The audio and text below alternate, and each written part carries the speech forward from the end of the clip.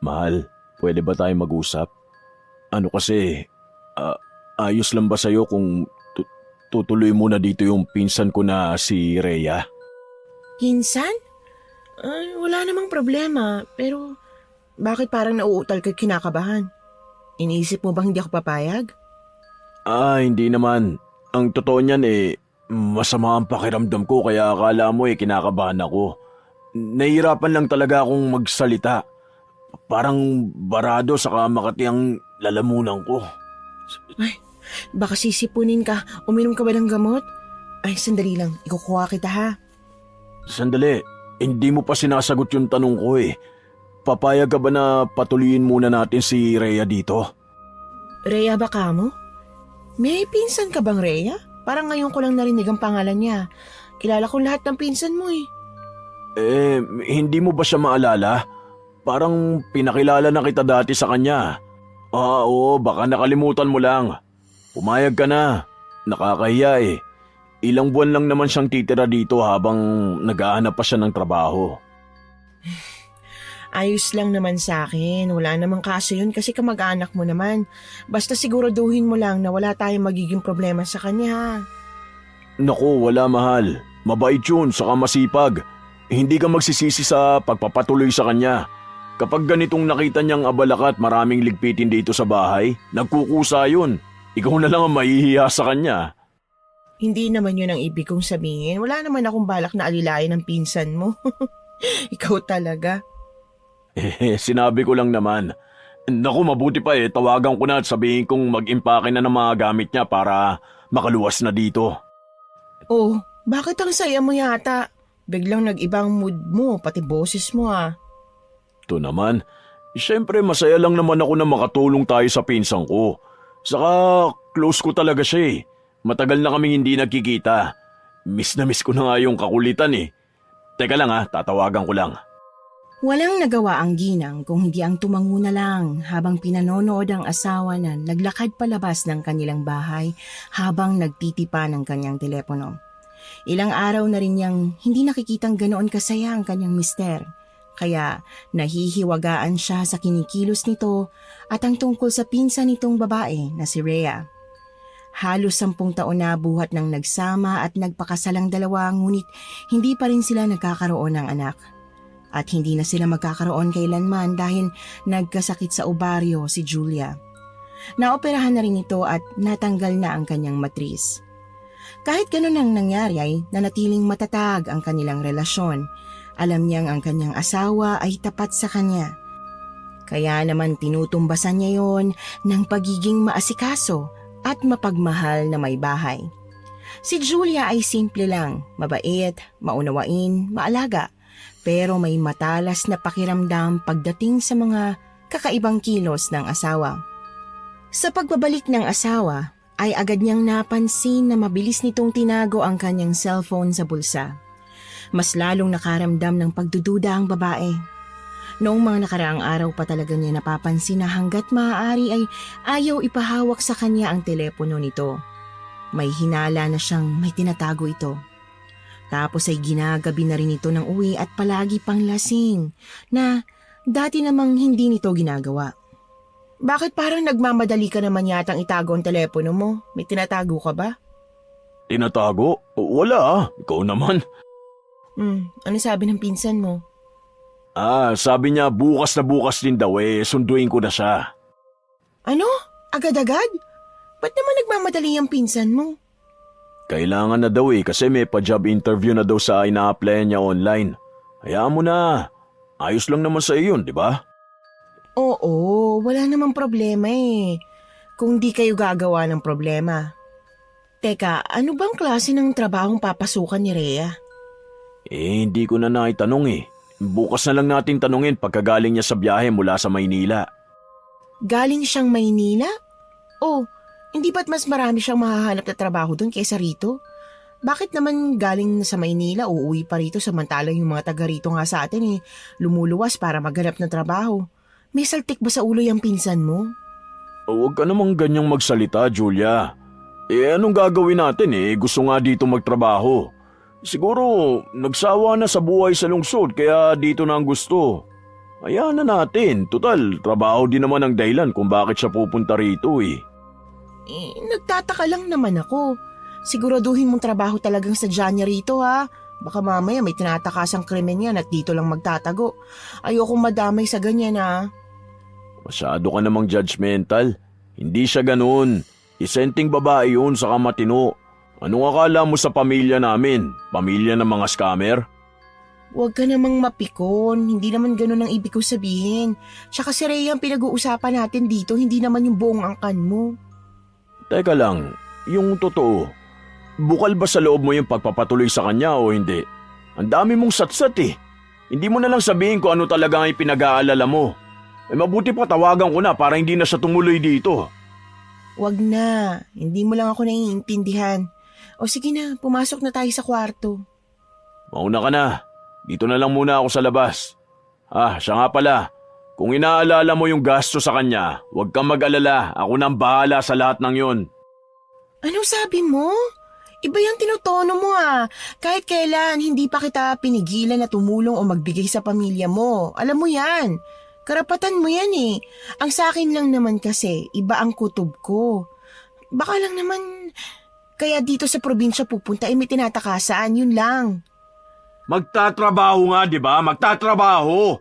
Bakit ba kasi ang kulit mo? Puro ka na lang ganyan, puro kutob. Palagi ka naghihinala. Kahit sino na lang pinaghihinala mo. At bakit mo ko tinataasan ng boses? Kung wala, edi wala.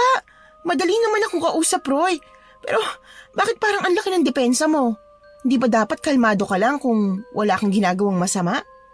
Diyos ko, Julia, hindi mo ba nakikita kung gaano kahirap mag-explain sa'yo? Lagi kang may duda. Ano ba ang gusto mong gawin ko para patunayan sa'yo na wala akong ginagawang masama? Wala. Basta magsabi ka ng totoo. Dahil sa ngayon, parang ang gulo ng paliwanag mo. Pinsan mo daw pero hindi ko kilala. Roy, lahat ng kamag-anak mo kilala ko. Tama na, Julia! Ayoko na ng ganitong usapan. Lagi mo na lang akong ginagawang masama. Hindi ko deserve na tratuhin mo ako na parang kriminal dito sa sarili kong bahay. At hindi ko deserve na ginagago ako ng sarili kong asawa. Roy, kung wala kang tinatago, bakit ka nagkakaganyan? Bakit parang ikaw pang galit? Alam mo, Julia, ikaw ang problema dito. Hindi si Rhea, hindi ako. Ikaw! Puro selos, puro hinala, puro kutob. Hindi mo ba kaya magtiwala sa akin kahit minsan? Hindi na tayo bata para sa mga ganitong klase ng away. Gusto ko lang naman makasiguro. Tama na nga to. Ikaw ayusin mo yung ugali mo pag nandito na si Rhea. Ayokong masira sa pamilya ko. Siguraduhin mo lang na pinsan mo yan dahil kapag niloko mo ko, hindi kita mapapatawad. At ano bang iniisip mo? Mag-uwi ako ng babae ko rito? Na niloloko kita? Ano ba naman yan, Julia? Ilagay mo naman sa lugar yung pagiging selosa mo. Saan ako lulugar? Sige, sabihin mo kung saan ako lulugar. Tumigil ka na. Hindi na ako natutuwa sa'yo Pag sinabi kong wala akong tinatago, wala akong tinatago. Ang labo mo. Pati pinsan ko pinagseselosan mo. Malala ka na. Masama na pala ngayon na ma-excite na muli kami magkikita ng pinsan kung matagal kong hindi nakita. Masyado kang malisyosa. Hindi naman. Masyado ka lang naging OA sa reaksyon mo. Okay, sige, ganito na lang. Tatawagan ko na talaga si Rhea at sasabihin kong ihahanap ko na lang siya ng ibang matutuluyan niya para matapos na tong problema na to. Alam mo, Roy, hindi ako selosa Nire-respeto kita bilang asawa ko pero hindi ibig sabihin nun na hindi ko pwedeng questionin ang mga bagay na medyo hindi malinaw. Mahal, pasensya ka na kung nataasan kita ng boses. Hindi ko sinasadya. Pagod lang ako at gusto ko lang talagang tulungan si Rhea. Kaya nga ako nagtatanong kung okay lang sa'yo kasi mahalaga sa akin ang opinyon mo. Naiintindihan ko naman yon. Ang sa akin lang, Roy, maging tapat ka. Yun ang hinihingi ko. Kasi kapag nalaman kong may tinatago ka, hindi ko alam kung paano ko haharapin yun. Wala akong tinatago, Julia. Pinsan ko si Rhea at gusto ko lang siyang matulungan. Wala akong ibang iniisip. Okay, maniniwala ako sa'yo. Pero sana, Roy, wag mo akong paasahin Kasi kung ako magiging tanga rito, masakit yun para sa akin. Mahal kita, Julia. At wala akong gagawin na makakasira sa atin. Sana nga. Kasi kapag nalaman kong hindi totoo yung sinasabi mo, hindi ko alam kung anong gagawin ko. Nilapitan ni Roy ang asawa at mahigpit niya itong hinawakan sa magkabilang braso bago niya ito kabigin para mayakap at upang bigyan si Julia ng katiyakan. Marahan niya pang hinagod ang likod nito. Hindi ako magloloko. Takot ko lang sa'yo. Kaya huwag ka na mag-alala sa pananatili ni Rhea rito. Sinisiguro ko sa'yo na mabuting tao ang pinsan ko. At nasisiguro ko rin na hindi yun gagawa ng ikagagalit mo. Tandaan mo to, Roy.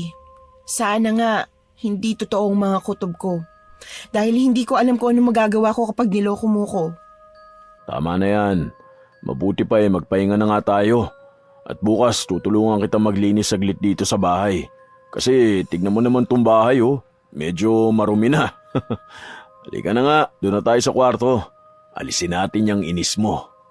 Kinabukasan, maaga pa lamang ay bumangon na si Roy para maghanda sa pagsundo sa sinasabing pinsan niyang si Rhea.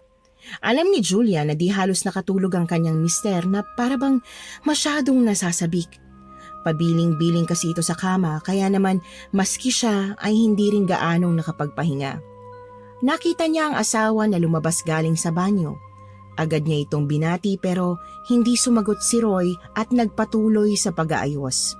Sinuot niya ang bagong plansyang polo at halos paliguan ng pabango ang sarili. Oh, ang aga mo namang gumayak. Magsusundo nga ng pinsan.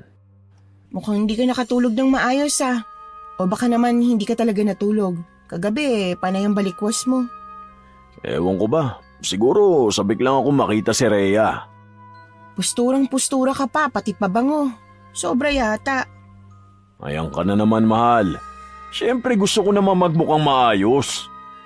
Mag-almusal ka muna. Nagluto ako ng sinangag tsaka itlog. Mahaba-haba ang biyahe mo, baka magutom ka. Hindi na. Doon na lang ako kakain. Kainin mo na lang yung niluto mo. Sige na, alis na ako. Kita na lang tayo mamaya. Sige, hatid na lang kita sa labas. Huwag na, diyan ka na lang. Alam ko naman ang daan palabas. Sige, ingat ka. Mahal kita. Oo na, sige na. Kita na lang tayo mamaya, ha? Magligpit ka rito, ha? Saka magluto ka ng masarap na ulam. Tumalikod na si Roy. Walang nagawa si Julia kung hindi ang tanawin na lamang ang kanyang asawa at ang papalayo nitong sasakyan. Unti-unti niyang naikuyom ang kanyang mga palad at naningkit ang kanyang mga mata. Matagal na siyang may alam na may babae ang kanyang asawa. May hinala siyang si Rhea ay hindi totoong pinsan ni Roy kundi isang kabit. Ngunit wala pa siyang sapat na ebidensya. Sinakyan na lamang niya ang kanyang asawa sa kalokohan nito para makumpirma niya mismo ang totoo. Hindi niya gustong magkamali ng akusasyon, pero oras na mahuli niya si Roy, alam niyang may sapat siyang lakas ng loob para wakasan ang panloloko nito. Sinusumpa ako. Oras na mapatunayan kung tama ang mga hinala ko. Hindi mo na ako maluloko ulit. Magbabayad ka sa lahat ng mga ginawa mo kasalanan sa akin. Hindi ko to palalampasin. Malapit na, Roy. Malapit ko nang malaman ang totoo. Tahimik na sinimulan ni Julia ang paglilinis. Ngunit habang ginagawa niya yon ay bumabalik sa kanyang isipan ang mga pagkakataong naging malamig sa kanya si Roy. Ang mga palusot at ang paulit-ulit na pagbanggit sa pangalang Rhea kapag tulog. Samantala, sa kabilang banda ay nakarating na si Roy sa inuupahang bahay ni Rhea. Nakabusangot ang babae habang nasa labas ng tarangkahan at nakaupo sa naglalakihan itong bagahe. Ang tagal mo! Kanina pa ako naghihintay dito. Akala ko ba maaga kang darating? Pasensya na, nagkaaberya lang sa bahay. Para ka namang nalugi dyan sa itsura mo. Ang aga-aga nakabusangot na agad ang mukha mo. Kanina pa kasi ako naghihintay sa'yo Sinipa na ako ng bruhang landlady namin dito. Puwisit, akala mo naman napakaganda na apartment niya, bulok naman. Kapag umuulan, hindi ko alam kung saan ako sisilong sa dami ng butas sa kakabanas. Akala mo hindi siya babayaran, atat na atat sa pera. Hayaan mo na yan, titira ka naman na sa bahay Wala ka na magiging problema. Anong wala? Anong tawag mo sa asawa mo, hindi problema? Wala kang dapat ikabahala kay Julia. Basta sumunod ka lang sa plano natin, magiging maayos ang lahat. Huwag kang magpapahuli. Mag-ingat ka para hindi tayo mabuko. Whatever. Madali lang utuin ng asawa mo. Akong bahala sa kanya. Kaya ko namang magtiis ng konti eh. Basta pangako mo sa lalong madaling panahon, palalayasin mo na rin siya. At akong gagawin mong reyna sa bahay mo. Oo na, ikaw naman masyado kang sabik eh. Halika na't isakay na natin yung mga gamit mo. Agad na kinuha ni Roy ang mga bagahe at sinimulang isakay ang mga yon sa sasakyan. Habang ginagawa ito, palihim nang umiti ang babae. Pagkatapos maisakay ang lahat ng gamit, umupo si Rhea sa passenger seat habang si Roy naman ay nakaupo sa driver's seat. Minsan pang nilingon nito ang babae sabay ngiti. O ano, handa ka na ba? Oo naman, sana lang maging maayos ang lahat pagdating natin sa inyo. Huwag kang mag-alala. Ako ang bahala sa lahat. Halos mag-iisang taon na rin mula nang magkakilala ang dalawa. Isang dancer sa club si Rhea at naging customer niya ang lalaki. Sa ilang buwan nilang pagkakakilala ay nahulog ang loob nila sa isa't isa. Nagawang magtaksil ni Roy sa asawa.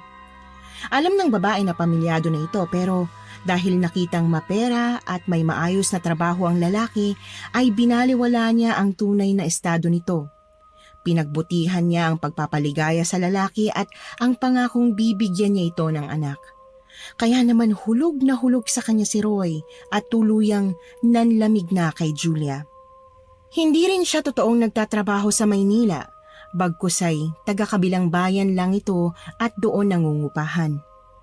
Ano nga palang plano mo pagkatapos nito? Kailan mo hihiwalayan ang asawa mo? Maghintay ka lang. Hindi naman kasi ganun basta-basta makipaghiwalay.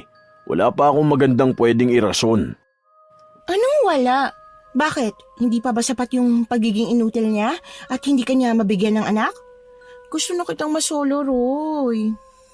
Gusto mo lang naman pala akong masolo eh. Walang problema. E di hindi muna tayo uuwi. Ha? Saan naman tayo pupunta? Magpapalamig muna tayo sa paborito nating lugar. Mabilis na lumipas ang oras. Nakatulog na sa kakahintay si Julia sa kanilang sala. Ang kanyang mga nilutong ulam ay napanis na. Nagngingit-ngit ang kanyang kalooban dahil sa lantarang panloloko sa kanya ng asawa. Ang mga hinayupak na yun, saan na nakarating? Maya-maya lang ay narinig na ni Julia ang busina ng sasakyan ni Roy. Mabilis siyang sumilip sa bintana at napatunayan niyang sila na nga ang dumating. Ngunit imbis na gumaan ang loob, tila lalo pang bumigat ang kanyang pakiramdam. Nang bumaba si Rhea mula sa sasakyan, agad na bumungad sa kanyang itsura nito. Nakasuot ito ng manipis na sando na hapit sa kanyang katawan. Halos sumisilip na ang kanyang makinis at bilugang dibdib sa gilid ng tela. Ang kanyang shorts ay napakaiksi. Halos kita na ang pisngi ng kanyang puwet sa bawat hakbang. Pulang-pula ang kanyang labi.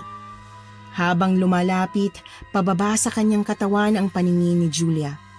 Napansin niyang mataas ang heels ng babae at kung makalakad ay parang rumarampa sa entablado. Umiindayog ang balakang nito sa bawat galaw. Ang kanyang mga mata ay tila nangaakit at punong-puno ng kumpiyansa. Habang unti-unting lumalapit si Rhea, ramdam ni Julia ang lumalagablab na selos at galit para sa babae. Pero kinalma niya ang sarili at pilit itinago ang kanyang naguumapaw na emosyon. Lumabas siya ng bahay at sinalubong kaagad ang bagong dating. Tinapatan niya ang babae at sinipat ng mabuti. Nang magtagpo ang kanilang mga mata, bahagyang ngumiti si Rhea, ngunit hindi yon isang ngiting pangkaibigan. Isa yung ngiting puno ng pagmamayabang at lihim na paghamon. Tumigil si Roy sa tabi ni Julia at niyakap siya ng mabilis at alanganin. Parang naistak pa ng namumuong tensyon sa pagitan nilang tatlo. Si Rhea nga pala. Kilala mo naman na siya, di ba? Pinsan ko. Hello Rhea, nako pasensya ka na ha. Mahina yata talagang memorya ko, hindi talaga kita matandaan. Ganun ba? Baka matagal na nung huling nagkita tayo. Oo nga siguro. Ba't pala ang tagal niyo? Saan mo ba siya sinundo? Kasi may... Na-traffic siya kasi na-aksidente yung sinasakyan nilang bus. Sa ospital na nga kami nagkita eh. Naaksidente ka? Kumusta ka? Hindi ka ba nasaktan o ano? Ayos lang ako. Hindi naman ako nasaktan gaano. Di mo man lang pinaalam sa akin, Roy. Nag-alala ko sa inyong dalawa. Siya nga pala, ilang taong ka na? 25 anyos. Bata ka pa pala. May asawa ka na? Wala pa, no? Akala ko kasi pamilyado ka ng tao kaya ka napadpad dito para magtrabaho dahil may sinusustentuhan ka. Naku, wala. Pero nobyo meron ako. Sa katunayan, may asawa ng nobyo ko pero maghihiwalay na rin naman sila, naghihintay na lang ako. Ano? Bakit naman may asawa pang napili mong mahalin? Masama yun, Rhea. Makakasira ka ng pamilya sa ginagawa mo. Hindi naman ako naninira ng pamilya eh. Wala naman silang anak. Maski na! Kagulat ka naman. Ikaw ba? May anak na ba kayo ni Kuya Roy? Nasaan siya? Naku, tsak, napakaganda o napakapogi niya, no? Wala kaming anak. Ha? Bakit? Diba matagal na kayo nagsasama nitong pinsan ko? Ano nangyari? May sakit kasi ako sa ovaryo at kahit kailan hindi na kami magkakaanak. Bulok ang matis mo? Ay, pasensya na. Biro lang yon. Ganun lang talaga yung term namin ng mga kaibigan ko kapag nagbibiroan. Pero kawawa ka naman pala, no? Di ba ang sakit nun? Di ka magkaanak maski isa lang. Paano ka na niyang pagtanda mo? Ayoko nang pag-usapan yan. Mabuti pa, tara na, pumasok na tayo sa loob. Malamok dito sa labas. Oo nga, tara na. Mahal, ikaw na magatid kay Rhea sa kwarto niya at ako na ang bahala magpasok ng mga gamit niya. Okay, sige. Pero teka, napakarami niya na. Mukhang may bala ka palang magtagal dito sa amin. Hindi naman. Maski hanggang sa makahanap lang ng trabaho at hahanap na rin ako agad ng bago malilipatan. Ano ka ba naman, Julia? Kadarating lang nitong pinsan ko, ang dami-dami mo ng tanong. Sige na, ihatid mo na siya sa kwarto niya at tulungan mong mag-ayos ng gamit niya. Sige na, alika na. Hinatid ni Julia ang babae sa tinutuluyan nitong silid. Tinulungan niya ito sa pag-aayos ng gamit upang hindi na matagalan pa at tuluyan ng makapagpahinga. Sa loob ng bahay ni na Julia, nag-unpack si Rhea ng kanyang mga bagahe. Nang makita ni Julia ang laman ng mga bag, hindi niya maiwasang magkomento. Sus Mariosep, ano namang gagawin mo sa samot-saring swimsuit, Rhea? Napakarami naman ito. Hindi mapigilang bulalas ni Julia nang makita ang laman ng mga bagahe ni Rhea. Halos swimsuit at sexing mga damit lamang ang laman ng mga bag nito na siyang sinasabi ni Rhea na kakailanganin niyang lubos. Mukhang naiinggit ka. Gusto mo? Bigyan pa kita eh. Hindi naman ako naiinggit at saka wag na. Hindi ko naman kakailanganin yan. Sa'yo na lang. Wala naman akong mga pagagamitan yan. Malayo rin tayo sa dagat kaya malabong lahat ng yan magamit mo. Pwede ko naman gawing pantulog. Pantulog? Swimsuit? Hindi kaya kabagin ka kapag ginawa mo yan? Malamig dito sa amin lalo na kung madaling araw. Hindi kasi ako sanay na nakadamit kapag natutulog eh. Kaya yung mga ganito ang ginagamit ko sa pagdulog. Iyaman mo na ako sa trip ko. Tingnan mo ang gaganda ng kulay. Subukan mo kaya magsuot ng ganito. Naku, magiging ihi lang ang pahinga ng asawa mo. Ay sus, hindi na kailangan ng ganyan-ganyan. Nakakahiya, ano ka ba? Alam mo, sinasabi ko sa'yo, subukan mo. Tingnan mo yung sarili mo. Losyang na losyang ka na dahil sa tiis mo sa pananamit. Puro pang old fashion, yuck. Pero dito ako komportable. Hindi talaga ako nagsusuot ng mga ganyan ka-sexy na damit. Parehas na natahimik ang dalawa. Paminsan-minsan ang ginawang pagsulyap ni Julia. Sa totoo lang ay hindi niya nagugustuhan ang ugali ng babae. Nagtataka siya kung paano ito nagustuhan ng kanyang asawa. Magkaiba sila ng personalidad. Siya, maiwan na kita para makapagpahinga ka na. Tawagin mo na lang ako o si Roy kapag may kailangan ka. Sige, tawagin ko na lang si Roy kapag kailangan ko siya. Sige. Lumabas na si Julia ng silid at kaagad na naglakad papasok sa kanilang kwartong mag-asawa. Naabutan niya doon na natutulog ito. Naisip niyang marahil ay nakatulog ito dahil sa pagod. Hindi niya napigilan ang sariling titigan ng asawa. Nakaramdam siya ng labis na kalungkutan habang ginagawa yon. Naawa siya sa kanyang sarili at hindi makapaniwala na kayang gawin sa kanya ng pinakamamahal niyang lalaki ang ganong klase ng panloloko. Bigla niyang hinawakan ang kanyang tiyan at doon siya tuluyang napaluha. Naalala niya kasi ang nakaraan. Naalala niya ang lahat ng kanilang naging kasalanan. Graduating student silang dalawa noon ni Roy nang mabuntis siya. Pero dahil prioridad ni Roy ang pag-aaral, nakiusap ito sa kanya na kung maaari ay ipalaglag na lamang ang bata. Hindi pa raw ito handa sa responsibilidad at ayaw nitong masira ang mga plano nila, ang pag-aaral nila, at ang mawala ang mas magandang oportunidad para sa kanila.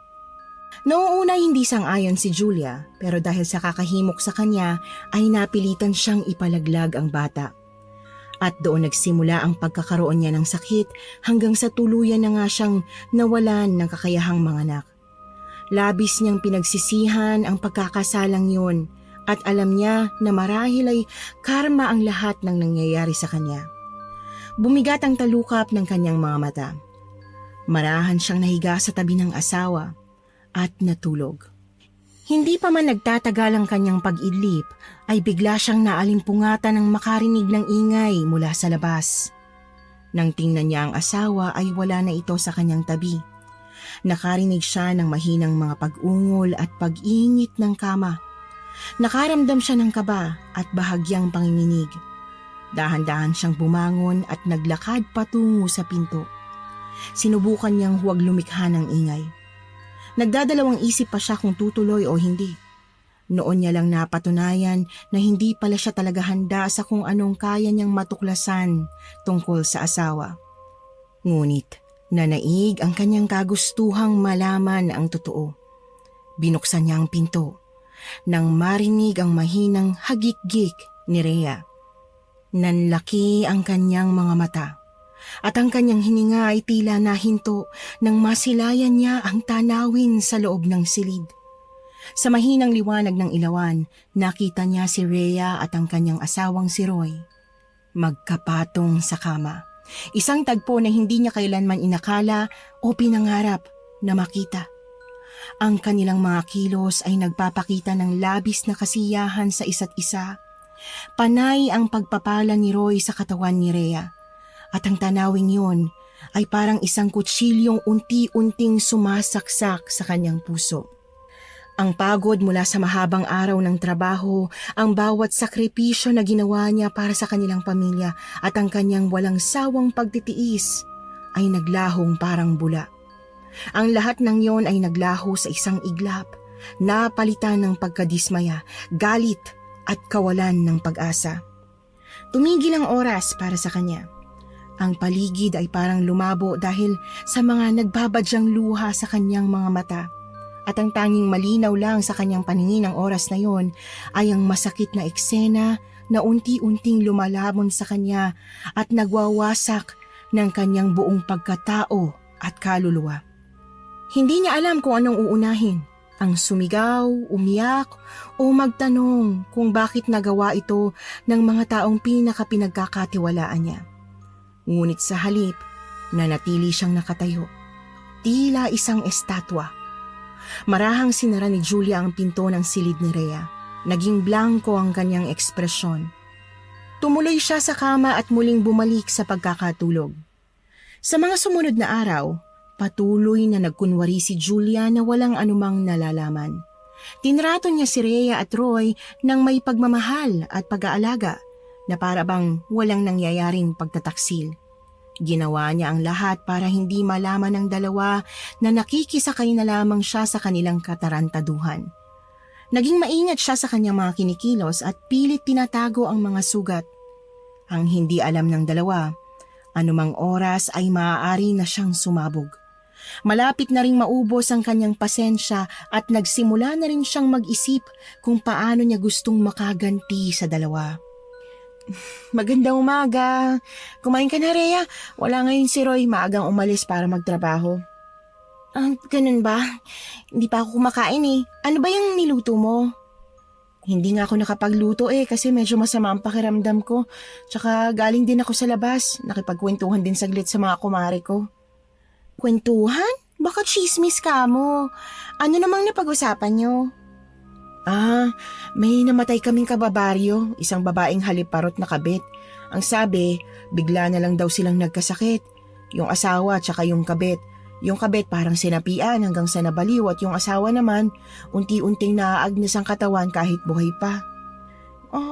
Paano nangyari yun? Ayun ang sabi-sabi. Ang nangyari sa dalawa, dahil daw sa kulam. Kulam? Oo, kulam. Ikaw, naniniwala ka ba sa kulam? Hindi naman totoo ang mga yan. Kwento-kwento lang.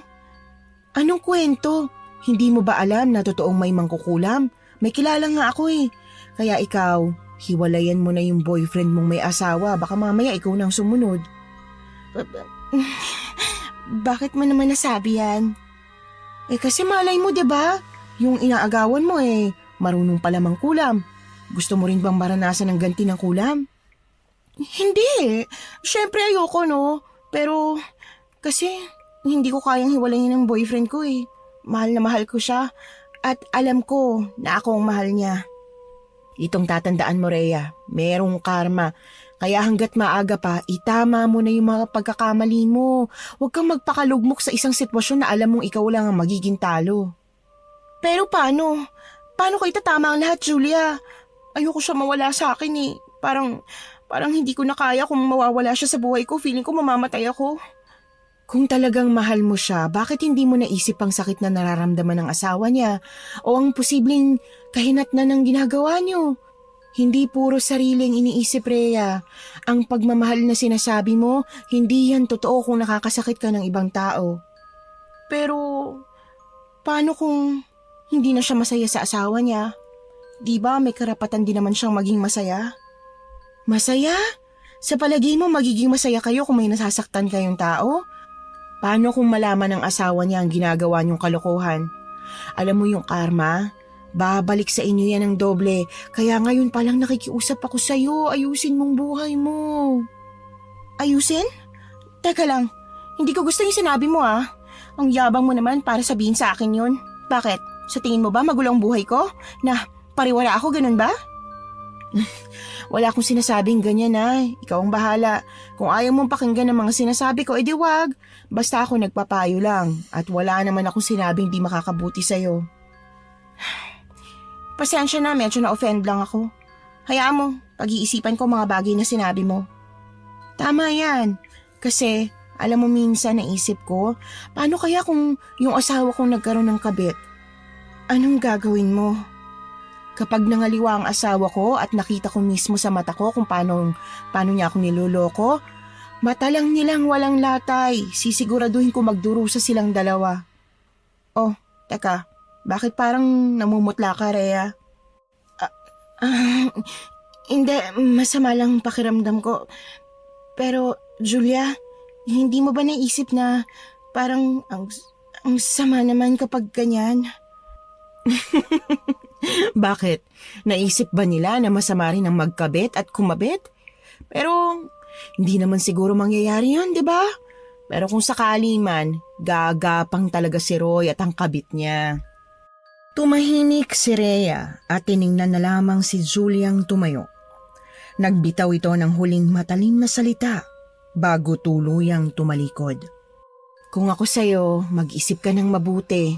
Hindi mo alam kung sinong kalaban mo. At baka isang araw, hindi lang karamang maging katapat ninyo.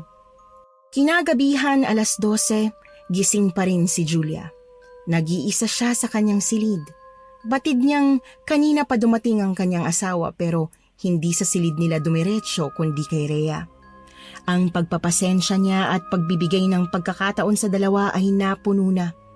Hindi na niya kayang magtiis dahil nasasaktan na siya ng labis. Panay ang mura niya sa isip dahil sa lantarang panloloko sa kanya ng asawa. Hindi na niya kaya pang sikmurain ang pagtataksil ng dalawa.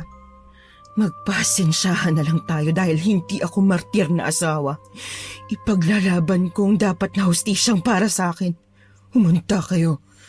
Tahimik siyang bumangon. Marahang tinanggal ang kumot upang hindi makalikha ng ingay. Yumuko siya. Kinuha ang isang maliit na kahon na matagal nang nakatago sa ilalim ng kanyang kama. Sa loob nito, naroroon ang mga bagay na matagal na niyang iniwasang mahawakan. Mga gamit na minana niya mula sa kanyang mga magulang. Mga gamit ito sa pangungulam. Ang kanyang mga kamay ay nanginginig habang binubuksan ng kahon. Bawat piraso, mga orasyon, pulbos, bote, mga dahon, manika at iba't iba pang gamit. Tutol siya sa dating gawain yon ng kanyang mga magulang noon at maski tinuruan siya kung paano mangulam ay hindi niya ginagawa dahil malakas ang pananalig niya sa Diyos at sa totoong pagkamit ng hustisya. Pero hindi niya akalain na darating sa punto na gagamitin din niya ang mga bagay na yon para makapaghiganti sa dalawa. Dahan-dahan siyang lumabas sa kanilang bakuran. Hawak ang isang flashlight, naglakad siya sa makipot na daan patungo sa gubat sa likod ng kanilang bahay. Tahimik at malamig sa loob ng gubat. Tanging tunog lang mula sa naaapakang mga tuyong dahon ang maririnig. Sa gitna ng gubat, natagpuan niya ang maliit na kubo na itinayo ng kanyang mga magulang. Dito rin nagsasagawa ng iba't ibang ritual ng kulam ang kanyang ama at ina noon. Pumasok siya sa kubo at nilapag ang kahon sa lumang mesa. Binuksan niya ito. Maingat na nilabas ang bawat gamit. Magkakahalong emosyon ang kanyang naramdaman ng mga oras na yon, galit, takot at panghihinayang. Hinugot niya ang isang itim na kandila at isang peraso ng papel. Sa papel na yon, sinulat niya ang mga pangalan ni Roy at Rhea, ang mga taong nagtaksil sa kanya. Tumayo siya sa gitna ng kubo at sinimulan ang orasyon. Ang kanyang tinig ay mababa pero umaalingaw-ngaw sa paligid. Sa sandaling sinimulan niya ang orasyon, alam niyang wala nang atrasan.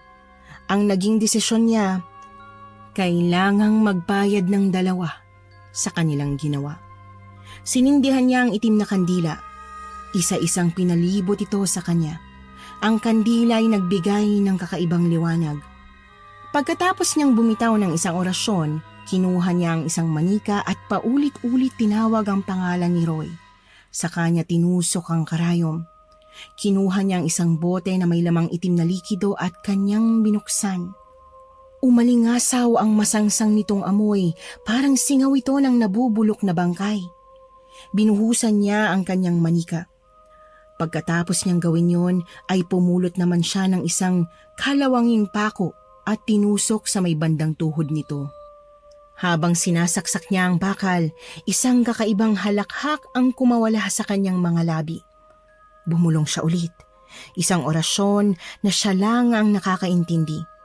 Ang kanyang tinig ay nanatiling mababa pero puno ng determinasyon. Habang sinasagawa ang ritual, ang kanyang mga matay nanlilisik, ang kanyang mukha ay puno ng galit.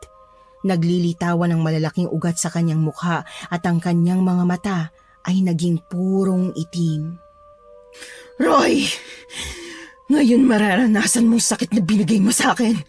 Uunahin na kita, total ikaw naman ang nagsimula ng lahat ng to. Hindi ako papayag na maging tanga sa paningin ninyo. Nang matapos siya ay napahiga sa sahig ng kubo si Julia. Isang nakakatakot na halakhak ang muli niyang pinakawalan. At kasabay nun ay ang pakiramdam na para siyang lumakas.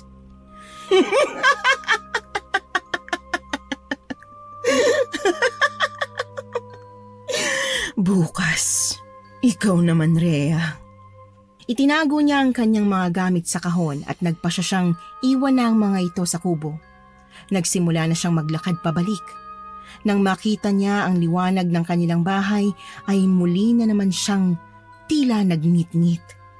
Pagkapasok niya sa kanilang bahay, ay nakita niyang nakahiga sa sofa ang kanyang asawa. Halata sa mukha nito ang labis na panghihina. Si Rhea naman ay balisa at aligaga habang inaasikaso si Roy. Nagulat pa ito nang makita si Julia na galing sa labas. "Saan ka ba galing?" Nagpahangin lang sa labas. Nagpahangin ng gantong oras? Tingnan mo ang asawa mo. Oh. Bigla na lang binangungot at hindi makatayo. Sumusuka rin ng itim na likido. Anong pinagsasasabi mo? Ano bang nangyari?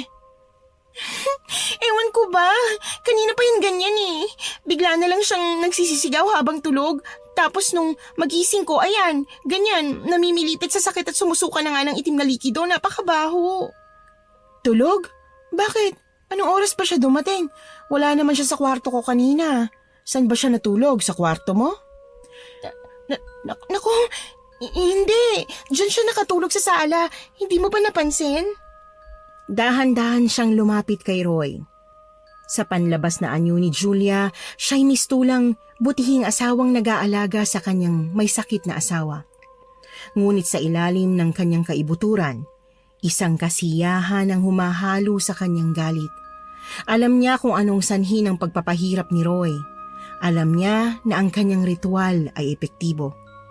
Ang itim na likidong sinusuka nito, ang matinding sakit na nararamdaman nito at ang lahat ng yon ay dahil sa ginawa niyang pangungulam. Patikim niya pa lamang ito sa asawa. Bukas ay panibagong sakit na naman. Ako nang bahala sa kanya. Sige, matulog ka na. Ano? Hindi mo ba siya dadalhin sa ospital? Baka mamatay si Roy, hindi natin alam kung ano nangyari sa kanya. Wala tayong driver. Hintayin na lang natin magkamalay siya bago natin dalhin sa ospital. Ano? Kapag nagising pa? Paano kung hindi na magising? Paano kung... Ako nang nagsasabi, hindi siya mamamatay. Bakit, doktor ka ba? Bakit ikaw ang magsasabi kung ligtas siya o hindi? Doktor lang bang pwede magsabi? Misis niya ako. Wala ba akong karapatang magdesisyon para sa asawa ko? Julia, bawat segundo mahalaga. Hindi natin pwedeng baliwalain ang kalagayan niya. Alam kong ginagawa ko. Huwag mo akong turuan kung paano siyang alagaan. Hindi ko intensyong pangunahan ka. Natatakot lang ako. Ano bang nangyari sa kanya? Bakit siya ganyan? Basta, hindi mo na kailangang malaman. Julia, may hindi ka sinasabi. Sabihin mo na. May mga bagay na mas mabuting hindi mo na malaman. Asikasuhin mo na lang ang sarili mong buhay. Hindi ko kayang pumikit na lang habang ganitong sitwasyon. Kung may problema kayo ni Roy, sabihin mo na baka matulungan kita. Hindi ko kailangan ng tulong mo. Ayoko makialam ka. Kung mahal mo talaga siya, dadalhin mo na siya ngayon sa ospital. Huwag mo akong hamunin para lang mapagbigyan ng gusto mo. Nasabi ko na, kapag nagising siya, saka ako magdedesisyon kung anong dapat gawin. Baka maging huli ng lahat. Baka pagsisihan mo to. Matagal ko nang pinagsisisihan. Matagal na. Walang nagawa si Rhea kundi ang manahimik na lamang. Hindi na rin niya malapitan si Roy dahil nakabantay na sa lalaki ang tunay na asawa. Alam niyang maski gusto niyang magmalasakit sa kanyang pinakamamahal na nobyo ay wala siyang karapatang gawin yon dahil kasal pa rin ito kay Julia at wala siyang karapatang panghimasukan ang desisyon ng tunay na asawa. Kinabukasan na nagising si Roy pero hindi ito makapagsalita. Puro sigaw lang ang kaya nitong gawin. Iniinda nito ang kanyang mga tuhod na ng araw na yon ay labis ang paglaki at pamamaga. Maghapon itong nagdusa. Muling sinubukan ni Rhea na kausapin si Julia tungkol sa pagpapaospital pero paulit-ulit lamang itong tumanggi. Parang wala itong pakialam maski nakikita niyang namimilipit na sa sakit si Roy. Aalis muna ako para mamalengke. Rhea, ikaw na munang bahala dyan sa pinsan mo. Ibibili ko lang siya ng gamot. Sige, akong bahala sa kanya. Pagkaalis ni Julia ay agad niyang dinala sa ospital si Roy. Pagdating nila sa ospital, kaagad siyang lumapit sa nurse station at agad niyang pinaasikaso ang lalaki. Nagpakilala siyang asawa sa mga nurse. Kaagad naman itong inasikaso at makalipas ang ilang minuto ay lumabas na ang ilang mga pagsusuri. Lumabas na rin ang doktor at nilapitan siya para sabihing rayuma lang ang sakit ni Roy. Wala na silang nakitang ibang sakit bukod doon. Agad niyang nilapitan si Roy. Kumusta ng pakiramdam mo? May masakit pa ba sa'yo? Masakit pa rin pero hindi na tulad kanina. Sinaksakan na ako ng para sa sakit. Kaya ko na. umuwi na tayo. Umuwi? Sigurado ka ba? Oo naman, di ba sabi naman ng doktor wala naman akong sakit at rayuma lang. Tara na, umuwi na tayo. Baka magalit si Julia. Wala akong pakialam kung magalit siya. Bakit ba takot ka sa kanya? Ayaw ko lang ng gulo. Please, wag na muna natin siyang kontrahin. Umuwi na tayo bago pa niya malaman na dinala mo ko rito. Grabe naman yung takot mo sa kanya. Ano bang meron si Julia? Mas mahalaga pa ba siya kaysa sa kalagayan mo? Sa akin? Hindi sa ganoon, Rhea. Pero siya ang asawa ko. Kahit anong sabihin natin, hindi natin maitatanggi ang katotohanan na siya ang dapat kong kasama dito. Na siya dapat ang nagdedesisyon at hindi ikaw. Ginawa ko to kasi mahal kita. Ayaw kita mawala sa akin dahil sa lintik na sakit na yan. Wala nga akong sakit. Kitang-kita ko kagabi yung paghihirap mo, yung nilalabas ng katawan mo. Siguro may pagkakamali lang at Umuwi na tayo! bakit mo ko sinisigawan? Hindi ka ba natuwa sa pagmamalasakit ko sa'yo? Bakit siya pa rin ang iniisip mo? Di ba sabi mo sa akin, hindi mo na siya mahal? Nahihiwalayan mo na? Ako lang mahal mo, di ba? Sinabi ko naman sa'yo, di ba? Kailangan natin maghintay pa dahil hindi yun madali. Huwag mo namang gawing komplikado ang lahat. Mahirap ang sitwasyon natin. Sumusugal lang ako. Mahirap? Nahihirapan ka na? Napayuko si Roy. Hindi makasagot. Ilang sandali pa'y tumayo siya at inabot ang kamay kay Rhea. Tara na, umuwi na tayo. Ayoko nang palakihin pa ang gulo. Sige, pero tandaan mo Roy, hindi ko kaya maghintay ng habang buhay Darating ang araw na kailangan mo pumili. At sana, piliin mo ko. Tahimik silang lumabas ng ospital. Habang nasa daan, hindi mapigilan ni Rhea ang mag-isip kung hanggang kailan niya kakayanin ang ganitong sitwasyon. Samantala, si Roy naman ay tila kinakain ng konsensya. Hindi malaman kung paano iaayos ang gulong sinimulan niya. Pagdating nila sa bahay, nadatnan nilang nakaupo si Julia sa may sala. May dalang supot ng mga pinamili. Nagtagpo ang kanilang mga mata at agad napansin ni Julia ang bandage sa tuhod ng asawa. Dinala mo siya sa ospital? Oo, Julia. Wala namang masama, di ba? O, anong sabi? Bakit umuwi kayo agad? Rayuma daw. Wala namang nakitang ibang sakit sa kanya pero nakita mo naman yung kagabi, di ba? Nagsusuka siya ng itim tsaka mabahong likido. Namimilipit sa sakit at ilang oras na siyang walang malay. Kahit na. Pinangunahan mo pa rin ako. Hindi ba nag-usap na tayo, Rhea? Na huwag mong saklawan ang tungkulin ko bilang asawa ni Roy? Kasi mali ka! Wala kang awa sa asawa mo, grabe ka! Natiis mo siya sa ganung kalagayan?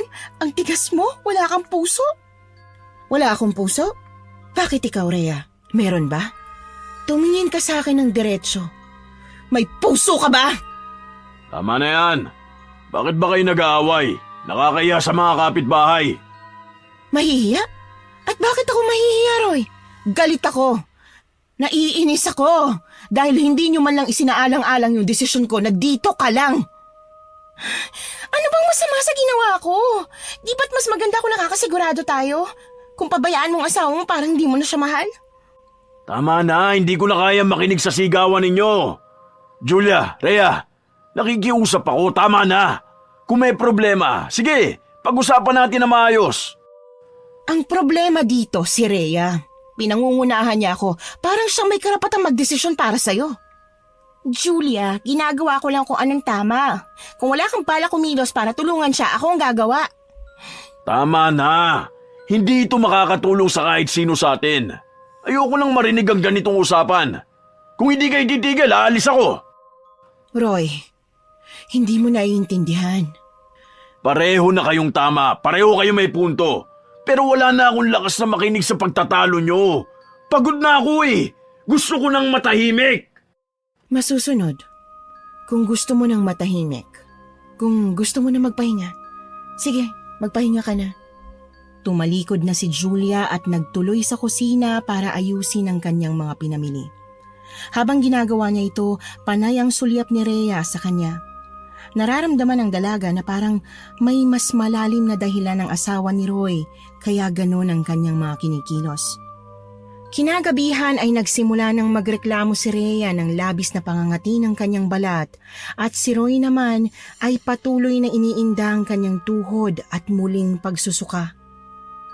Ano ba itong nangyayari sa atin, Roy? Bakit tayo nagkakaganito? Hindi ko alam. Aray, ang sakit ng tuhod ko. Hindi ko na kaya. Aray! Ang kati-kati, tingnan mo balat ko. Namamantal tsaka nagsusugat na. Hindi to pwede, hindi pwedeng masira ang balat ko. Mababaliw ako nito. Si Julia, yung asawa mo, baka may alam siya rito. Biglang lumitaw si Julia na may dalang isang tray ng pagkain. Tahimik niya itong nilapag sa lamesa sa sala kung saan naroon ang dalawa. Halata sa mukha ang lamig ng kanyang emosyon. Kumain na kayo. Kailangan niyo magpalakas. Ikaw, may kinalaman ka ba sa nangyayari sa amin? Kanina lang parang pinagbabantaan mo ako, di ba? Ano? Anong sinasabi mong pinariringgan kita? Ikinuwento ko lang naman ang tungkol sa namatay na kakilala ko. At ang mga banta ko ay kung sakaling meron ngang kabit ang asawa ko. Bakit? Kabit ka ba ni Roy? Hindi Magpinsan kami. Ano ka ba? Yun naman pala Huwag kang kabahan. Wala akong kakayanan na gawin sa inyo yan. At mas lalong wala akong dahilan para parusahan kayo dahil wala naman kayong ginagawang masama, di ba? Sana nga wala kang kinalaman dito. Hindi mo naman siguro gagawin to, di ba? Matagal na tayo nagsasama, Roy.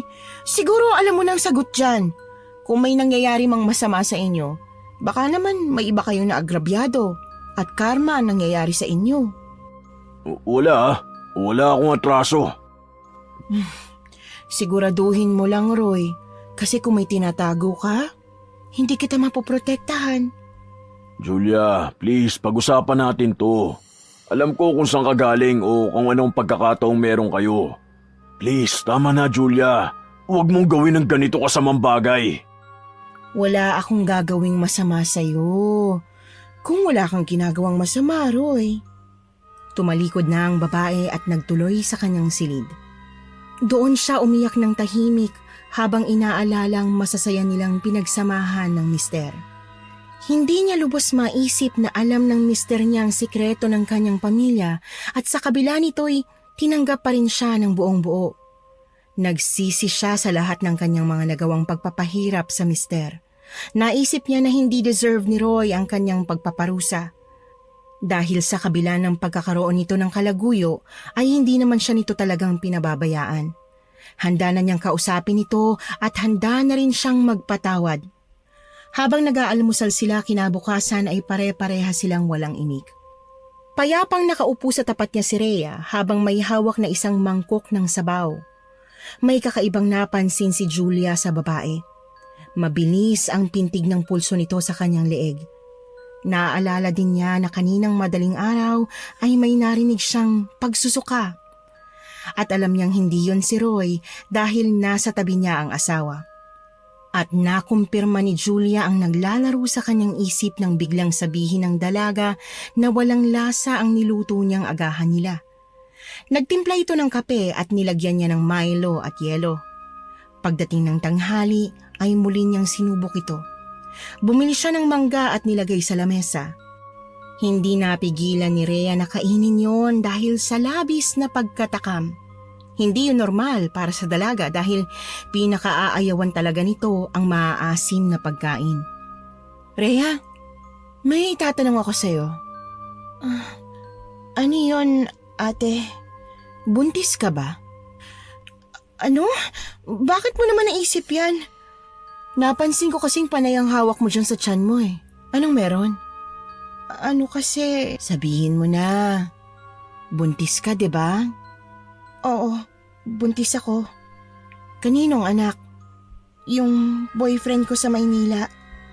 Alam ba niya ang tungkol dyan? Oo, alam na niya pero hindi kami pwede eh. Alam mo naman yung sitwasyon, 'di ba?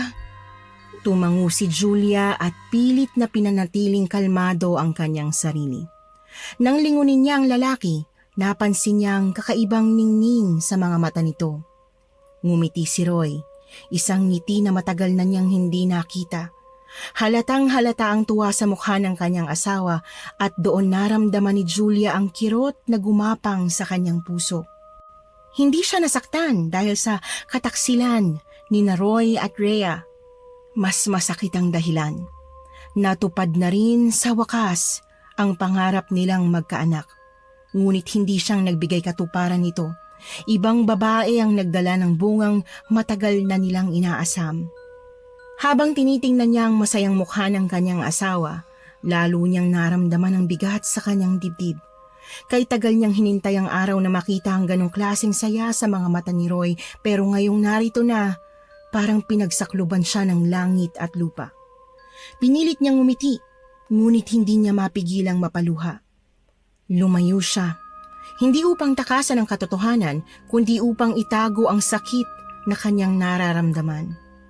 Ilang buwan din siyang muling nagpasensya sa kalokohan ng dalawa, pero diretso pa rin ito sa pagsasagawa ng sumpa at mga ritual. Hanggang isang gabi ay tila sumabog na si Julia. Parang may masamang hangin ang bumubulong sa kanya na gumawa ng hindi maganda. Kaya naman sakto pagsapit ng hating gabi ay bumangon na siya. Samantala, si Rhea naman ay narinig ang pagbukas ng pinto sa silid sa kabila. Sinilip niya ito at nakita niyang dahan-dahang naglalakad si Julia. Patingkayad pa ito kung humakbang at sinisiguradong hindi makalikha ng anumang ingay.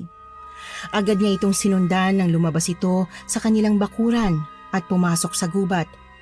Nakita niyang tumuloy si Julia sa isang kubo na nasa gitna ng kagubatan. Maya-maya lang ay narinig na niyang may bumubulong. Lumapit siya para mapakinggan kung anong nangyayari. Narinig niyang nagdarasal si Julia.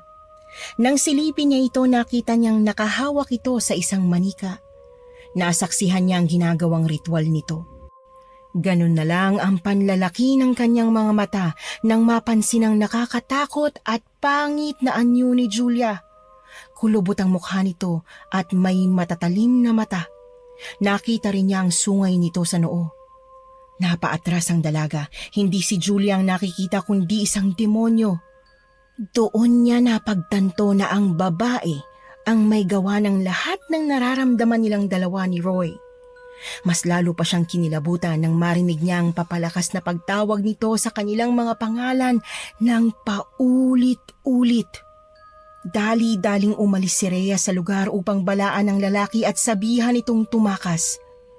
Agad na pumasok sa kanyang isip ang kakilalang albularyo na maaaring makatulong sa kanya. Bakit ba hindi ko agad naisip si Mang Tasing? Sana hindi nagtagal tong paghihirap namin. Walang yung babaeng yun. Walang yasya. Roy! Roy! Pagpasok niya sa silid ng mag-asawa ay ganoon na lamang ang kanyang panlulumo nang makita ang nagkalat na itim na likido sa sahig at ang mga bulate na halos nagkikikisot-kisot pa sa likidong yon. May ilan pang naiwan sa bibig ni Roy. Napatakip sa kanyang bibig ang babae at pinigilan ng kanyang pagsigaw nang mapagtantong hindi na ito humihinga. Namatay itong nakadilat ang mga mata. Ang mundo ni Rhea ay biglang tumigil. Ang kanyang mga tuhod ay nanghihina at siya ay napabagsak sa sahig. Hindi. Roy, ano nangyari sa'yo? Bakit? Habang nakaluhod sa sahig, nanginginig ang buong katawan ni Rhea. Hindi. Roy, hindi ka pwedeng mawala. Hindi ganitong ending natin. Halos pagapang niyang nilapitan si Roy. Nang makalapit siya ay kumuha siya ng lakas sa kama upang makatayo. Hinawakan niyang malamig na katawan nito. Hindi siya makapaniwala na patay na ang pinakamamahal niyang lalaki. Biglang pumasok si Julia sa silid. May dala itong isang baso ng tubig. Nang makita niya ang eksena, tumigil siya sa paglalakad. Nang lingunin siya ni Rhea ay walang ekspresyon ang kanyang mukha. Hindi ito malungkot, gulat o galit. Tapos na. Hindi na siya maghihirap. Walang hiya ka! Ganyan lang ba magiging reaksyon mo na nakita mong patay ang asawa mo? Ganitong reaksyon ko kasi alam kong yan ang mangyayari sa kanya. Anong ginawa mo? Anong ibig mong sabihin?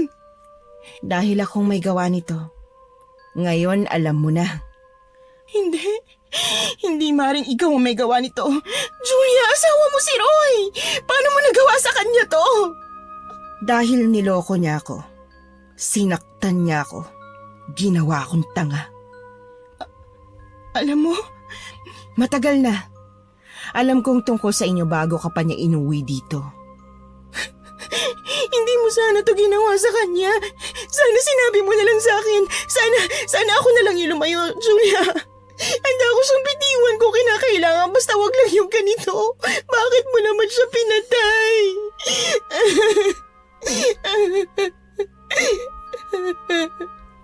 Wag mo siyang iyakan. Hindi siya karapat dapat iyakan. Walang iya ka talaga. Isa kang salot! Salot! Manahimik ka! Kahit anong sabihin mo dyan, hindi mo na mababagong katotohanan patay na si Roy. Hindi mo na siya maaagaw sa akin. Sa akin lang ang asawa ko. Sa akin lang! Biglang narinig ang malakas na tunog ng kulog sa labas. Kasabay nito ang malakas na pagbuhos ng malakas na ulan at ang pag-alingasaw ng mabahong alimuom ng lupa. Ang malalakas na sigawan nila ay tuluyang kinain ng ingay ng patak ng ulan. Walang kapitbahay ang nakarinig sa kanilang bangayan. Yan ang napapala nyo. Karma nyo yan. Pagkarinig nito ay mabilis na tila umakyat ang dugo ni Rhea sa kanyang ulo. Nang mabilis ang kanyang naging tugon, sinampal niya si Julia sa kanyang pisngi. Wala kang karapatang sabihin yan! Ikaw ang pumatay kay Roy! Anong klaseng tao ka? Ako? Ako bang may kasalanan? Hindi ba ikaw ang sumira ng lahat? Ikaw ang pumasok sa buhay namin at ikaw ang dahilan kung bakit nasira ang pagsasama namin!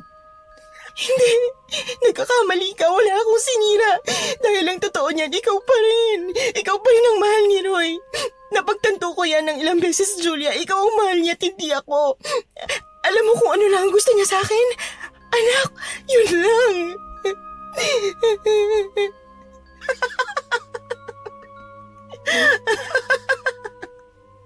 Huwag mo lang subukang konsensyahin ako.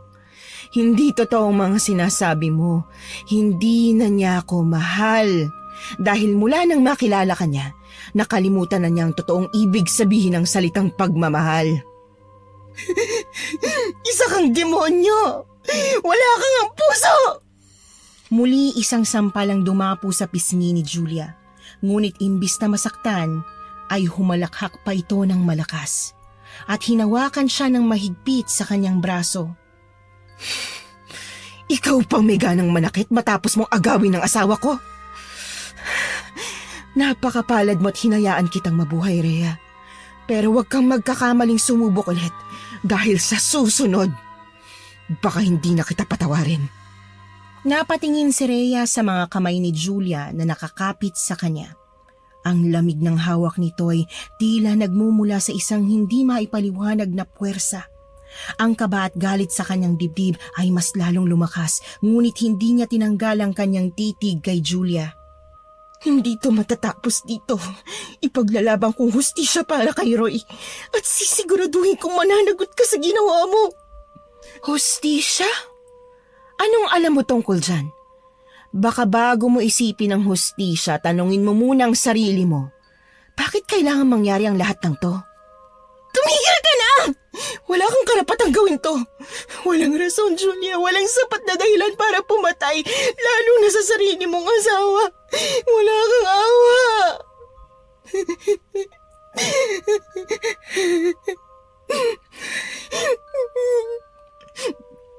Awa?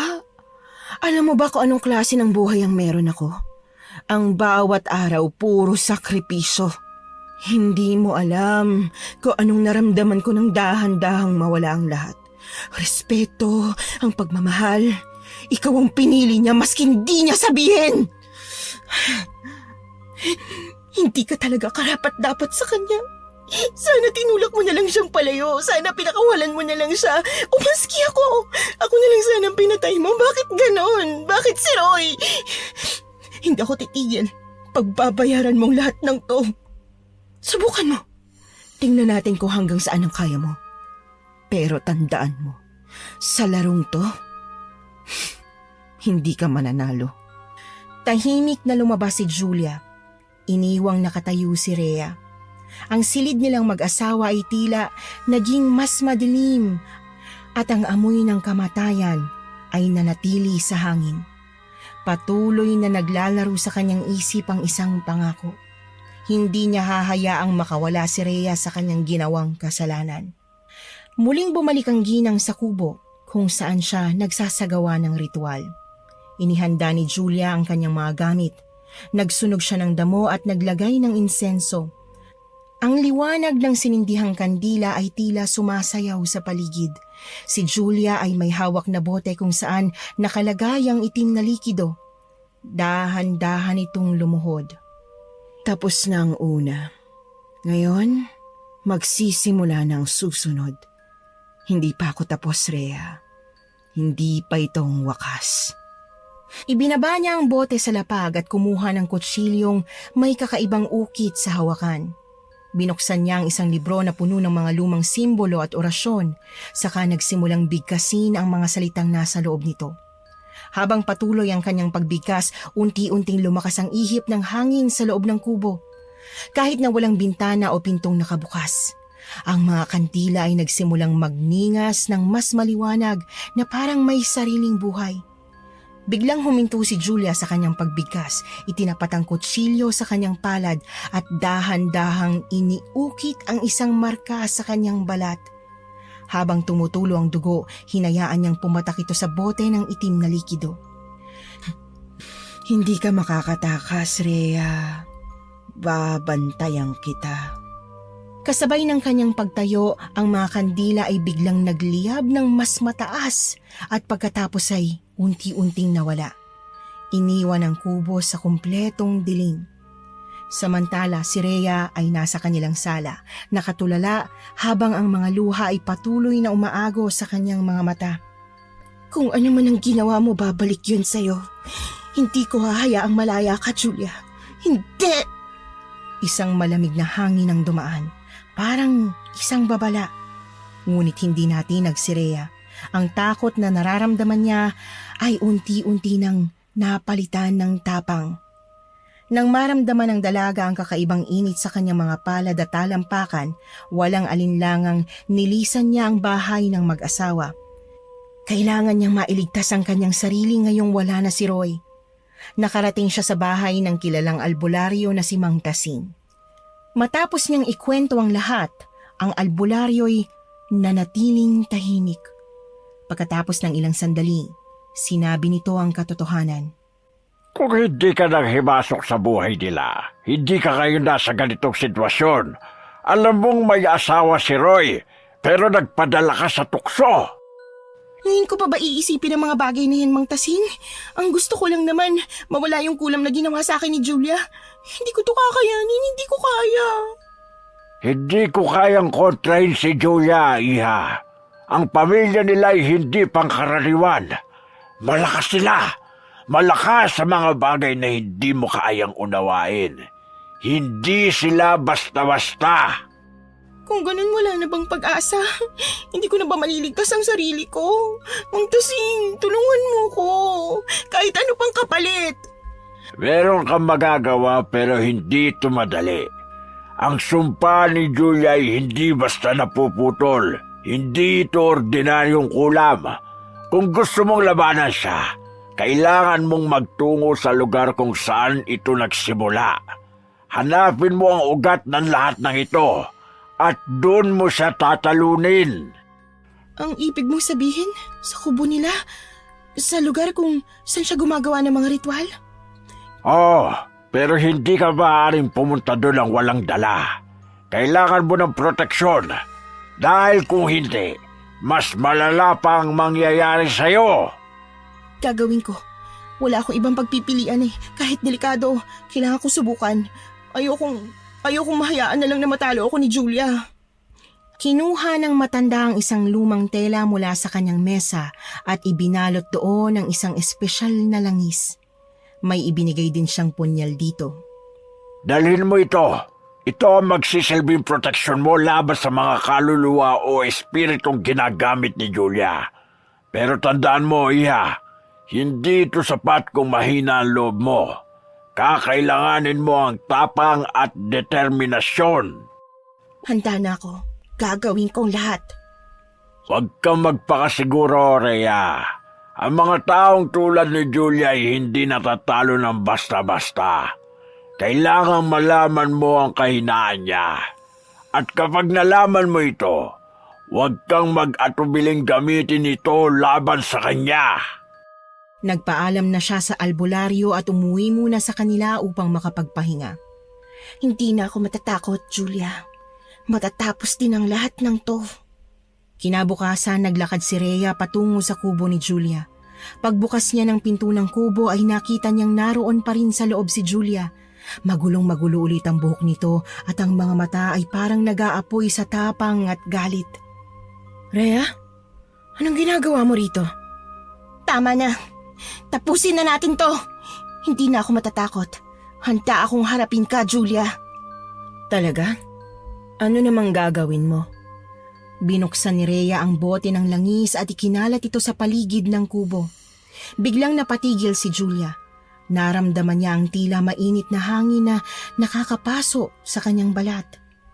Alam mo ba kung anong ginagawa mo, Rhea? Ang laro na to, hindi mo alam kung paano laruin. Alam ko ang ginagawa ko. At alam ko rin na may kahinaan ka, Julia. Hindi ka perpekto. Ang sumpa mo, ang kapangyarihan mo, lahat ng yon may hangganan. Biglang humangi ng malakas. Panay na ang mura ni Julia sa pagkakataong yon. Anong ginawa mo? Pinutol kong puwersa mo. Hindi na sila makakatulong sa'yo ngayon. Ngayon, mag-isa ka na lang, Julia. Si Julia ay tila napaatras, ngunit mabilis niyang ibinalik ang kanyang tapang. Ang kanyang mga mata ay muling nagdilim at ngumisi siya. Kung ganon, maglalaban tayo, Rhea. Tingnan natin kung sinong mas magaling at kung sinong mas matatag. Mabilis na nilabas ni Rhea ang punyal at tangkang sasaksakin si Julia, pero bago niya pa yun magawa, ay biglang sumakit ang kanyang tiyan. Dumaloy rin ang dugo sa kanyang binti. Nabitiwan niya ang punyal at mahigpit na napahawak sa tiyan. Anong nangyayari sa akin? Aray ko! Si Julia ay hindi gumalaw. Nakatingin lamang siya kay Rhea. Ang ngiti sa kanyang labi ay naging mas malupit, mas malamig. Buti nga sa'yo. Deserve mo yan, gaga! Akala mo magagawa mo basta-basta yung pinaplano mo laban sa akin? Anong ginawa mo sa akin? Kulam. Kinulam kita, Rhea, at yung nilagay ko sa'yo, mas matindi. At hindi mo yan maaalis maski magpagamot ka pa sa pinakamagaling na albularyo. Si Rhea ay napaluhod. Ang kanyang mga kamay ay nanginginig habang patuloy niyang hawak ang kanyang tiyan. Si Julia ay napahinto, bahagyang naguluhan sa lakas ng loob na ipinakita ni Rhea sa kabila ng sakit. Ngunit bago pa siya nakapagsalita, biglang lumiwanag ang bote ng espesyal na langis na iniwan ni Mang Tasing kay Rhea. Hindi mo alam ang ginagawa mo, Rhea! Itigil mo yan! Ito ng katapusan mo! Naningkit ang mga mata ni Julia. Kaysa maunahan pa siya ni Rhea, ay inangat na niya ang kanyang punyal at nakangiting isinaksak yon sa dibdib ni Rhea. Isang malakas na sigaw ang pinakawalan ng babae bago ito unti-unting nawalan ng buhay. Kayong nagtulak sa akin para gawin ang bagay na to. Nakadilat ang mga mata ni Rhea. Wala ng buhay. Ang sagradong punyal na binigay ng albularyo ay nakatarak sa kanyang dibdib. Nakita niya ang tiyan ni Rhea, unti-unti niya yung winakwak at kinuha ang sanggol sa sinapupunan nito. Kasama na ang mga laman loob ng biktima. Halos nasa 7 buwan na ang sanggol. Matapos niya itong ilabas sa sinapupunan ni Rhea, ay plano niya sanang isunod na rin ito sa naging kamatayan ng ina. Ngunit sa sandaling yon, isang kakaibang tunog ang kanyang narinig. Isang hikbi. ang kanyang sariling higbi. Ang matinding galit niya kay Rhea at Roy ay napalitan ng isang matinding lungkot nang pagmasdan nito ang sanggol.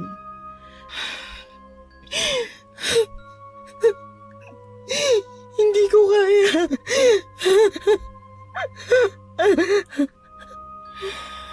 Naging maingat ang kanyang galaw. Parang natatakot siyang masaktan ng inosenteng nilalang na nasa kanyang harapan. Binuhat niya ang sanggol at sa unang pagkakataon ay naramdaman niya ang init ng buhay na pumuno sa kanyang mga bisig. Napakaliit mo. Pero parang ang bigat ng mundo dala mo.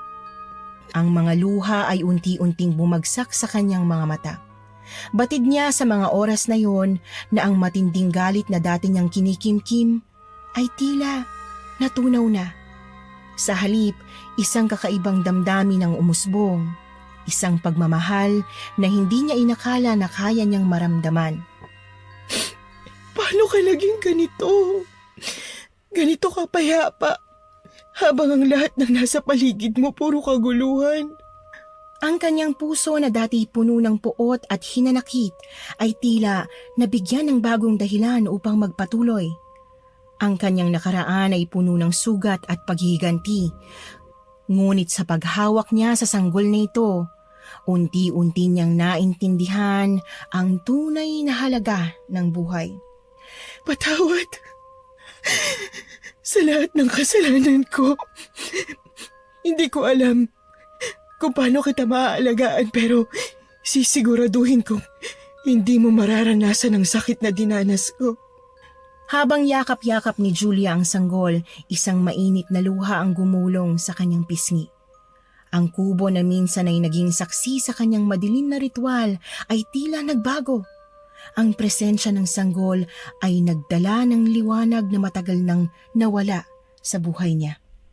Ikaw ang bagong simula ko. Hindi ko alam kung saan tayo dadalhin ng tadhana, pero pangako ko, babaguhin kong buhay ko para sa'yo. Simula noon ay siya nang tumingin sa bata. Lumipat na rin siya ng bahay matapos mailibing ang bangkay ng kanyang asawa.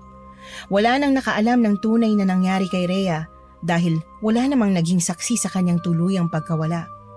Sa maliit na baryo kung saan walang nakakakilala sa kanilang nakaraan, namuhay sila ng sanggol ng payapa. Araw-araw, nagigising si Julia sa tunog ng tawa ng sanggol. Kakaibang saya ang hatid noon sa kanya. Pakiramdam niya ay nabubuo siya sa tuwing magkasama silang dalawa. Ang sayang yon ay hindi niya inakalang muli niyang mararamdaman. At sa bawat araw na lumilipas, lalong lumalalim ang pagmamahal ni Julia sa sanggol. Sa kabila ng lahat, natutunan niyang ang tunay na lakas ay nasa kakayahang magpatawad at magsimulang muli. Sa paglipas ng panahon, lumaki ang sanggol na isang masayahing bata. Tinuruan ni Julia ng pagmamahal, kabaitan at paggalang sa kapwa. Hindi man niya ito kadugo, tinuring niya itong biyaya na binigay sa kanya upang muling bumangon. Isang hapon, habang nakaupo si Julia sa ilalim ng puno, pinagmamasdan niya ang anak na masayang naglalaro sa malawak na damuhan. Ramdam niya ang kapayapaang matagal na niyang hinahanap. Hindi na mahalaga ang mga nangyari sa nakaraan dahil sapat na ang ngiti at tawa ng bata para ipaalala sa kanya na may pag-asa sa bawat pagsikat ng bagong umaga. Salamat sa pangalawang pagkakataon. At doon sa simpleng buhay sa baryo, natagpuan ni Julia ang kanyang tahanan. Hindi sa lugar, kundi sa puso ng batang minahal niya na parang sariling dugo't laman. Mahal, pwede ba tayong mag-usap? Ano kasi,